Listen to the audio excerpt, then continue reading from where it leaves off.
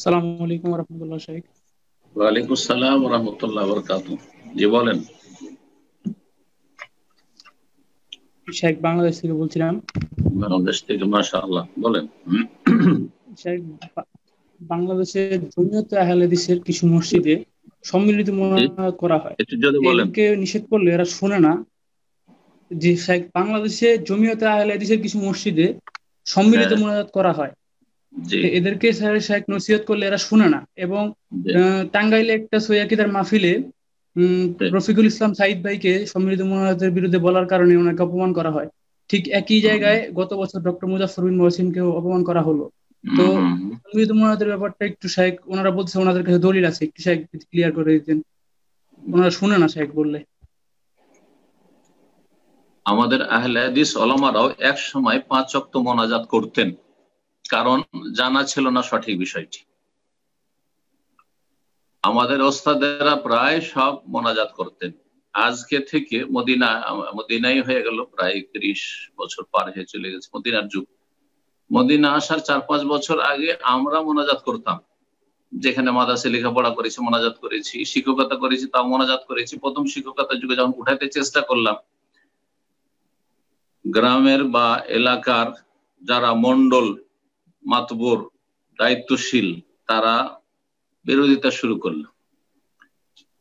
দলিলে না পারলে আপনারা সবকিছু মনে হয় আস্তে আস্তে উঠিয়ে দিবেন। জি, আপনারা দোয়া উঠিয়েই দিলেন এইভাবে। জি। তো আমরা ধীরে ধীরে ধীরে ধীরে ফজরে উঠিয়ে দিলাম, ফজর মুসল্লির সংখ্যা কম, ফজরে উঠিয়ে দিলাম, তারপরে দেখলাম আসরে উঠিয়ে দিলাম, এই 2 অক্ত 3 অক্ত করতে করতে জুমার দিনে করতে হয়, আস্তে আস্তে উঠাইতে হয়েছে আহলে হাদিস সমাজ থেকে। কারণ মানুষের বদ স্বভাব একটা হচ্ছে কি, অন্ধ অনুকরণ, অন্ধভক্তি। ইন্নাহু কানা যালুমান জাহুলা। আল্লাহ মানুষকে বলেছে মানুষ হচ্ছে জালেম আর মানুষ হচ্ছে জাহিল। এই দুটো গুণ মানুষের সাথে অতপ্রত ভাবে জড়িত। এই জুলম থেকে আর জেহালাত থেকে জানার পরে যদি কেউ হঠকারিতা করে তাহলে সে জালেম, আর যদি জানার চেষ্টা না করে অথবা না জানে তাহলে সে জাহিল। দুইয়ের এক মানুষ আছে। যারাই বিভ্রান্ত গোমরাহ, শিরকে ডুবে থাক অথবা বেদাতে থাক অথবা বিভিন্ন পাপে জড়িয়ে থাক, অন্যান্য পাপে, তারা হয় জালেম না হয় জাহিল। ইন্নাহু কানা যালুমান জাহুলা। তো আহলে হাদিস সমাজে যেহেতু তাদের আলেম সমাজরা, বড় শাইখুল হাদিস ছিলেন ভারত উপমহাদেশে মিয়া নাজির হোসেন দেহলভী, হয়তো নাম শুনেছেন। ওনার ফতোয়া নাজিরিয়া আছে। ওনার যুগে তাহকিক গবেষণা ছিল না। যারা দিল্লি রহমানিয়া, সেখান থেকে 1947-এ পার্টিশনের পরে সেই রহমানিয়া পাকিস্তানে চলে আসে। তার একটা শাখা আমি এর আগে আলোচনায় বলেছি, একটা মদিনায় মাদ্রাসা খোলা হয়, দারুল হাদিস যারা চালাতেন সেই পরিবার আর কি। তো এই রহমানি থেকে যারাই ফারেক হয়েছেন, আমাদের বেশ কিছু ওস্তাদ রহমানি ছিলেন, বড় বড় আলেমরা, তারা একেবারে অন্ধ মোনাজাতের পক্ষে ছিলেন। কারণ তাদের ওস্তাদদের ওস্তাদ মিয়া নাজির হোসেন দেহলভী রহমতুল্লাহ আলাই, বড় একজন আলেম আহলে হাদিসের, তিনি ফতোয়া নাজিরিয়াতে লিখেছেন যে দোয়া করা সুন্নাত বা মুস্তাহাব। হাদিস যা পেশ করেছেন সে হাদিস জয়ীফ, সহিহ নয়, হাদিস জয়ীফ। এখন এই জয়ীফ গুলি আমরা জানলাম কি করে? নিজের খেয়াল খুশি যদি কেউ বলে তো হারাম। আল্লাহর লাখ লাখ শুকরিয়া, বলেন আলহামদুলিল্লাহ। এবং আমি তো অন্তর থেকে সবসময় আলহামদুলিল্লাহ বলি যে আল্লাহ রাব্বুল আলামিনের রহমতের পরে এবং রাসূলুল্লাহ সাল্লাল্লাহু আলাইহি সাল্লামের সঠিক দাওয়াত পৌঁছার মাধ্যম আমাদের কাছে ইমাম শাইখুল ইসলাম ইবনে তাইমিয়া রাহমাতুল্লাহি আলাইহি কিতাবাদি মাজমুয়া ফাতাওয়া আর অন্যান্য তার কিতাব, মূল্যবান কিতাবগুলি আরব দেশগুলিতে ছিল। আরব দেশের সাথে ভারত উপমহাদেশের আলেম ওলামাদের তেমন কোনো ইলমি যোগাযোগ ছিল না। এমনি আস্ত হজ টজ করে চলে যেত, উমরার প্রচলনও তেমন ছিল না।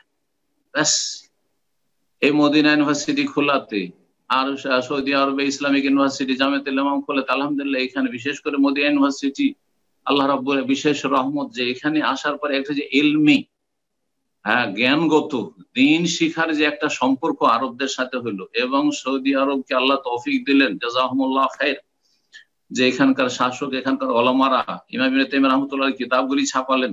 তখন সেখানে তাহকিক গবেষণা পাওয়া গেল যে রাসূলুল্লাহ সাল্লাল্লাহু আলাইহি ওয়াসাল্লাম জীবনেও সম্মিলিত মোনাজাত করেননি 5 ওয়াক্ত সালাতের পরে। তার সাহাবীরা, তার 4 খলিফা কেউ করেননি, তাবেঈনরাও করেননি, এমনকি আবু হানিফা, শাফি, মালিক, আহমদ থেকে ওগুলো প্রমাণ নেই। তাহলে পরবর্তীকালে শুরু হয়েছে। তো যেটা পরবর্তীকালে শুরু হয় এইভাবে আর সেটাকে বাধ্যবাধকতা করে নেওয়া হয়, সেটা বিদআত, নিঃসন্দেহে বিদআত। তো আহলে হাদিস ওলামাদের অবস্থাটা কি, যে যারা ওই সব যে আলেমগুলি আমাদের ওস্তাদের যুগে আমরা যদি অন্ধ ভক্ত হইতাম আমাদের ওস্তাদদের আর ওস্তাদের ওস্তাদের, তাহলে আমরাও সেই মোনাজাতের পক্ষ নিতাম আর বাতিলের সাথে থাকতাম, বেদাতের সাথে থাকতাম। আলহামদুলিল্লাহ, আল্লাহ নাজাত দিয়েছেন, আলহামদুলিল্লাহ। তো আহলে হাদিসদের মধ্যে অনেকে আছে যারা হানাফিদের মতো বা অন্যান্য মুকাল্লিদদের মতো অন্ধ তাকলিদ করে। হানাফিরা এবং আবু হানিফা রাহিমাহুল্লাহ তাকলিদ করে, না হয় আবু ইউসুফ মুহাম্মদের তাকলিদ করে কোন কোন ফতোয়ায়। এক কথায় হানাফি মাযহাব দেওবন্দিরা ওলামায়ে দেওবন্দের তাকলিদ করে, বেরেলভিরা বেরেলভি ওলামাদের তাকলিদ করে, চরমনাইরা চরমনাই পীরের অন্ধ বা ভক্তি করে।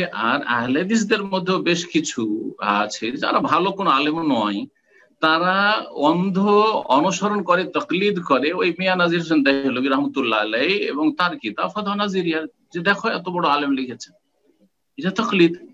আবু হানিফা রাহমাতুল্লাহ তাকলিদ করে যদি হানাফি হওয়াটা ভালো কাজ না হয়, তাহলে আপনি আহলে হাদিস নাম দিলেন, নামকরণ করলেন, আর মিয়া নাজির হোসেন দেহলভী রহমতুল্লাহ আলাইহি তাকলিদ করলেন, এটা কি করে জায়েজ হবে? ওটাও জায়েজ নয়। তো আশা করি বিষয়টি বুঝতে পেরেছেন। তো এই ফিতনাগুলি আহলে হাদিস সমাজে এই জন্য আছে যে তাদের নাম আহলে হাদিস, কিন্তু কাজে তারা আহলে হাদিস অনেকে নয়। যারা কাজে আহলে হাদিস হইতে পারেনি তারা এই মোনাজাতের বিদআতের পক্ষে এখনো নিয়ে আছে, আর এই মোনাজাতের বিদআতকে তারা এখনো টিকিয়ে রাখার অপপ্রয়াস চালাচ্ছে। ইনশাআল্লাহ তাআলা তারা কামিয়াব হবে না, আস্তে আস্তে এই বিদআত মুছে যাবে ইনশাআল্লাহ, আহলে হাদিস সমাজ থেকে ইনশাআল্লাহ তাআলা উঠে যাবে। কারণ দেওবন্দিরাও হাটহাজারীতে মোনাজাত উঠিয়ে দিয়েছে। যখন দেওবন্দিরা উঠিয়ে দিতে পেরেছে, তাহলে আহলে হাদিসদের সমাজ থেকে অবশ্যই মোনাজাত উঠে যাবে, বেদাত উঠে যাবে। কিন্তু সত্যিকার আহলে হাদিস হইতে হবে। আসলে এরা সত্যিকার আহলে হাদিস নয়, যার ফলে এরা। আর তারপরে আহলে হাদিসদের এক শ্রেণীর লোকেরা রয়েছে বড় বেয়াদব। কষ্ট লাগবে হয়তো আহলে হাদিসদের, আমি একজন আহলে হাদিস, কিন্তু বলছি যে বড় বেয়াদব। এজন্য আমাদের এক ওস্তাদ বা অনেক ওস্তাদই বলতেন, বিশেষ করে জামিয়া সালাফিয়ায়, যে দেখো কোরআন সুন্নাহর অনুসারী আহলে হাদিস হও, কিন্তু আহলে হাদিস মানে বেয়াদব হইও না। তার মানে বড় বড় আলেমদের সামনে বেয়াদবি করা তাদের অনেকেরই স্বভাব।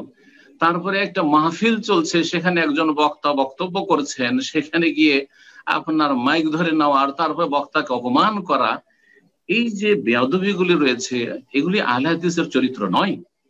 নাম আহলে হাদিস হতে পারে, কিন্তু এগুলো আহলে হাদিসের চরিত্র নয়। আল্লাহ রাব্বুল আলামিন যেন সকলকে হেদায়েত নসিব করেন, আর চরমপন্থা থেকে, বাড়াবাড়ি থেকে আল্লাহ ফিরে এসে দ্বীনের জ্ঞানের দিকে, ইলমের দিকে, তাহকিকের দিকে, গবেষণার দিকে ফিরে আসার তৌফিক দান করেন।